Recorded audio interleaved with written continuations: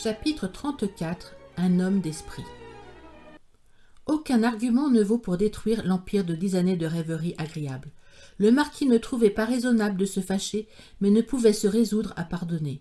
Si ce Julien pouvait mourir par accident, se disait-il quelquefois, c'est ainsi que cette imagination attristée trouvait quelque soulagement à poursuivre les chimères les plus absurdes. Elle paralysait l'influence des sages raisonnements de l'abbé Pirard. Un mois se passa ainsi, sans que la négociation fît un pas. Dans cette affaire de famille, comme dans celle de la politique, le marquis avait des aperçus brillants dont il s'enthousiasmait pendant 3 jours. Alors, un plan de conduite ne lui plaisait pas, parce qu'il était étayé par de bons raisonnements, mais les raisonnements ne trouvaient grâce à ses yeux qu'autant qu'ils appuyaient son plan favori. Pendant 3 jours, il travaillait, avec toute l'ardeur et l'enthousiasme d'un poète, à amener les choses à une certaine position. Le lendemain, il n'y songeait plus. D'abord, Julien fut déconcerté des lenteurs du marquis, mais après quelques semaines, il commença à deviner que M. de La Mole n'avait dans cette affaire aucun plan arrêté. Madame de La Mole et toute la maison croyaient que Julien voyageait en province pour l'administration des terres. Il était caché au presbytère de l'abbé Pirard et voyait Mathilde presque tous les jours. Elle, chaque matin, allait passer 1 heure avec son père, mais quelquefois ils faisaient des semaines entières sans parler de l'affaire qui occupait toutes leurs pensées. « Je ne veux pas savoir où est cet homme, lui dit un jour le marquis. Envoyez-lui cette lettre. » Mathilde lut. « Les terres de Languedoc rendent 20 600 francs. Je donne 10 600 francs à ma fille et 10 000 francs à monsieur Julien Sorel. Je donne les terres mêmes, bien entendu. Dites au notaire de dresser 2 actes de donation séparés et de me les apporter demain. Après quoi, plus de relations entre nous. Ah, monsieur, devais-je m'attendre à tout ceci ? Le marquis de La Mole. Je vous remercie beaucoup, dit Mathilde gaiement. Nous allons nous fixer au château d'Aiguillon, entre Agen et Marmande. On dit que c'est un pays aussi beau que l'Italie. Cette donation surprit extrêmement Julien. Il n'était plus l'homme sévère et froid que nous avons connu. La destinée de son fils absorbait d'avance toutes ses pensées. Cette fortune imprévue et assez considérable pour un homme si pauvre en fit un ambitieux. Il se voyait, à sa femme ou à lui, 36 000 livres de rente. Pour Mathilde, tous ses sentiments étaient absorbés dans son adoration pour son mari, car c'est ainsi que son orgueil appelait toujours Julien. Sa grande, son unique ambition était de faire reconnaître son mariage. Elle passait sa vie à s'exagérer la haute prudence qu'elle avait montrée en liant son sort à celui d'un homme supérieur. Le mérite personnel était à la mode dans sa tête. L'absence presque continue, la multiplicité des affaires, le peu de temps que l'on avait pour parler d'amour, vers compléter le bon effet de la sage politique autrefois inventée par Julien. Mathilde finit par s'impatienter de voir si peu l'homme qu'elle était parvenue à aimer réellement. Dans un moment d'humeur, elle écrivit à son père et commença sa lettre comme Othello. Que j'ai préféré Julien aux agréments que la société offrait à la fille de monsieur le marquis de La Mole, mon choix le prouve assez. Ses plaisirs de considération et de petite vanité sont nuls pour moi. Voici bientôt 6 semaines que je vis séparée de mon mari. C'est assez pour vous témoigner mon respect. Avant jeudi prochain, je quitterai la maison paternelle. Vos bienfaits nous ont enrichis. Personne ne connaît mon secret que le respectable abbé Pirard. J'irai chez lui, il nous mariera et 1 heure après la cérémonie, nous serons en route pour le Languedoc et ne rapparaîtrons jamais à Paris que d'après vos ordres. Mais ce qui me perce le cœur, c'est que tout ceci va faire anecdote piquante contre moi, contre vous. Les épigrammes d'un public sot ne peuvent-elles pas obliger notre excellent Norbert à chercher querelle à Julien ? Dans cette circonstance, je le connais, je n'aurai aucun empire sur lui. Nous trouverions dans son âme du plébéien révolté. Je vous en conjure à genoux, ô mon père, venez assister à mon mariage dans l'église de monsieur Pirard jeudi prochain. Le piquant de l'anecdote maligne sera adouci, et la vie de votre fils unique, celle de mon mari, seront assurées, etc., etc. L'âme du marquis fut jetée par cette lettre dans un étrange embarras. Il fallait donc à la fin prendre un parti. Toutes les petites habitudes, tous les amis vulgaires avaient perdu leur influence. Dans cette étrange circonstance, les grands traits du caractère imprimés par les événements de la jeunesse reprirent tout leur empire. Les malheurs de l'émigration en avaient fait un homme à imagination. Après avoir joui pendant 2 ans d'une fortune immense et de toutes les distinctions de la cour, 1790 l'avait jeté dans les affreuses misères de l'émigration. Cette dure école avait changé une âme de 22 ans. Au fond, il était campé au milieu de ses richesses actuelles, plus qu'il n'en était dominé. Mais cette même imagination qui avait préservé son âme de la gangrène de l'or, elle avait jeté en proie à une folle passion pour voir sa fille décorée d'un beau titre.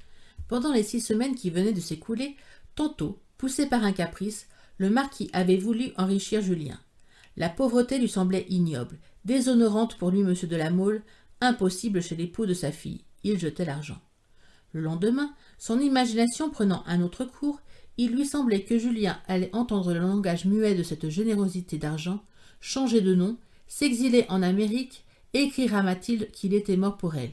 M. de La Mole supposait cette lettre écrite, il suivait son effet sur le caractère de sa fille. Le jour où il fut tiré de ses songes si jeune par la lettre réelle de Mathilde, après avoir pensé longtemps à tuer Julien ou à le faire disparaître, il rêvait à lui bâtir une brillante fortune. Il lui faisait prendre le nom d'une de ses terres, et pourquoi ne lui ferait-il pas passer sa prairie? Monsieur le duc de Chaulnes, son beau-père, lui avait parlé plusieurs fois depuis que son fils unique avait été tué en Espagne, du désir de transmettre son titre à Norbert. L'on ne peut refuser à Julien une singulière aptitude aux affaires, de la hardiesse, peut-être même du brillant, se disait le marquis. Mais au fond de ce caractère, je trouve quelque chose d'effrayant. C'est l'impression qu'il produit sur tout le monde, donc il y a là quelque chose de réel. Plus ce point réel était difficile à saisir, plus il effrayait l'âme imaginative du vieux marquis. Ma fille me le disait fort adroitement l'autre jour, dans une lettre supprimée. Julien ne s'est affilié à aucun salon, à aucune coterie. Il ne s'est ménagé aucun appui contre moi, pas la plus petite ressource si je l'abandonne. Mais est-ce là ignorance de l'état actuel de la société? 2 ou 3 fois je lui ai dit, il n'y a de candidature réelle et profitable que celle des salons. Non, il n'a pas le génie adroit et cauteleux d'un procureur qui ne perd ni une minute, ni une opportunité. Ce n'est point un caractère à la Louis XI. D'un autre côté, je lui vois les maximes les plus antigénéreuses. Je m'y perds. Se répéterait-il ces maximes pour servir de digue à ses passions? Du reste, une chose surnage. Il est impatient du mépris, je le tiens par là. Il n'a pas la religion de la haute naissance, il est vrai. Il ne nous respecte pas d'instinct. C'est un tort, mais enfin, l'âme d'un séminariste devrait n'être impatiente que du manque de jouissance et de l'argent. Lui, bien différent, ne put supporter le mépris à aucun prix. Pressé par la lettre de sa fille, M. de La Mole vit la nécessité de se décider. Enfin, voici la grande question. L'audace de Julien est-elle allée jusqu'à entreprendre de faire la cour à ma fille parce qu'il sait que je l'aime avant tout et que j'ai 100 000 écus de rente? Mathilde proteste du contraire. Non, mon Julien, voilà un point sur lequel je ne veux pas me laisser faire illusion. Y a-t-il eu amour véritable imprévu, ou bien désir vulgaire de s'élever à une belle position? Mathilde est clairvoyante. Elle a senti d'abord que ce soupçon peut le perdre auprès de moi, de là cet aveu. C'est elle qui s'est avisée de l'aimer la première. Une fille d'un caractère si altier se serait oubliée jusqu'à faire des avances matérielles, lui serrer le bras au jardin un soir, quelle horreur, comme si elle n'avait pas eu 100 moyens moins indécents de lui faire connaître qu'elle le distinguait. Qui s'excuse s'accuse, je me défie de Mathilde. Ce jour-là, les raisonnements du marquis étaient plus concluants qu'à l'ordinaire. Cependant, l'habitude l'emporta. Il résolut de gagner du temps et d'écrire à sa fille. Car on s'écrivait d'un côté de l'hôtel à l'autre. M. de La Mole n'osait discuter avec Mathilde et lui tenir tête. Il avait peur de tout finir par une concession subite. Lettre. Gardez-vous de faire de nouvelles folies. Voici un brevet de lieutenant de hussards pour M. le chevalier Julien Sorel de la Vernay. Vous voyez ce que je fais pour lui. Ne me contrariez pas. Ne m'interrogez pas. Qu'il parte dans 24 heures pour se faire recevoir à Strasbourg, où est son régiment. Voici un mandat sur mon banquier, qu'on m'obéisse. L'amour et la joie de Mathilde n'eurent plus de bornes. Elle voulut profiter de la victoire et répondit à l'instant.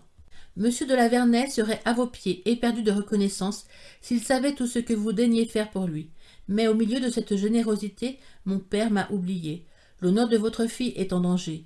Une indiscrétion peut faire une tâche éternelle et que 20 000 écus de rente ne réparerait pas. Je n'enverrai le brevet à monsieur de la Vernay que si vous me donnez votre parole que, dans le courant du mois prochain, mon mariage sera célébré en public à Villequier. Bientôt après cette époque, que je vous supplie de ne pas outrepasser, votre fille ne pourra paraître en public qu'avec le nom de madame de la Vernay. Que je vous remercie, cher papa, de m'avoir sauvé de ce nom de Sorel, etc., etc. La réponse fut imprévue. Obéissez, ou je me rétracte de tout. Tremblez, jeune imprudente. Je ne sais pas encore ce que c'est que votre Julien, et vous-même vous le savez moins que moi. Qu'il parte pour Strasbourg et songe à marcher droit.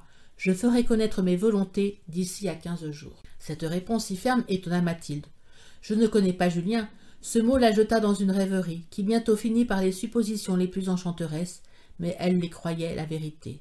L'esprit de mon Julien n'a pas revêtu le petit uniforme mesquin des salons, et mon père ne croit pas à sa supériorité, précisément à cause de ce qui l'approuve. Toutefois, si je n'obéis pas à cette velléité de caractère, je vois la possibilité d'une scène publique. Un éclat abaisse ma position dans le monde et peut me rendre moins aimable aux yeux de Julien. Après l'éclat, pauvreté pour 10 ans, et la folie de choisir un mari à cause de son mérite ne peut se sauver du ridicule que par la plus brillante opulence. Si je vis loin de mon père, à son âge, il peut m'oublier. Norbert épousera une femme aimable, à droite. Le vieux Louis XIV fut séduit par la duchesse de Bourgogne.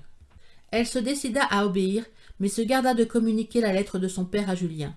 Ce caractère farouche eût pu être porté à quelque folie.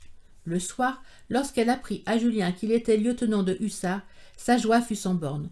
On peut se la figurer par l'ambition de toute sa vie et par la passion qu'il avait maintenant pour son fils. Le changement de nom le frappait d'étonnement. « Après tout, pensait-il, mon roman est fini, et à moi seul tout le mérite. J'ai su me faire aimer de ce monstre d'orgueil, ajoutait-il en regardant Mathilde. Son père ne peut vivre sans elle, et elle sans moi. »